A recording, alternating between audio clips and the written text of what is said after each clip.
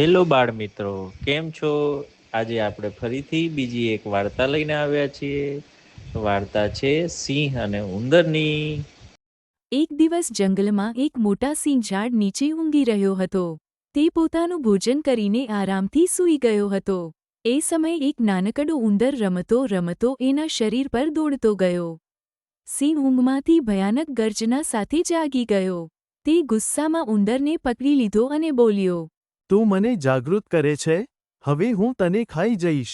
બિચારો ઉંદર ડરી ગયો અને વિનંતી કરી, માફ કરો મહારાજ, હું નિર્દોષ છું. જો તમે મને છોડો તો કોઈ દિવસ હું તમારી મદદ કરી શકીશ. સિંહ હસી પડ્યો અને કહ્યું, તું મારી મદદ કરીશ? તું તો નાનો છે.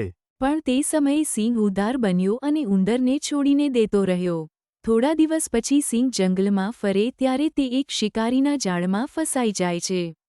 તે ગુસ્સાથી ગર્જના કરવા લાગે છે, પણ તે જાળમાંથી બહાર આવી શકતો નથી. સિંહની ગર્જના સાંભળી નાનો ઉંદર દોડી આવ્યો. એ બોલ્યો, ચિંતા ના કરો સિંહ રાજા, હવે મારી વારી છે તમને મદદ કરવા. ઉંદરે પોતાના તીખા દાંતથી ઝાડ કાપવાનું શરૂ કર્યું. થોડું થોડું કરીને આખું ઝાડ છૂટી ગયું અને સિંહ મુક્ત થયો. સિંહ બોલ્યો, આભાર મિત્ર, તું સાચે જ મોટો મદદગાર સાબિત થયો. ઉંદર હસીને બોલ્યો, એવું જ કહેલું ને કે નાનો મિત્ર પણ મોટી મદદ કરી શકે છે. આ વાર્તામાંથી આપણે શું શીખ્યા? નૈતિકતા. કોઈ પણ વ્યક્તિને નાનું સમજીને અવગણવું નહીં. નાનો મિત્ર પણ મદદરૂપ સાબિત થઈ શકે છે. આવજો બાળ મિત્રો.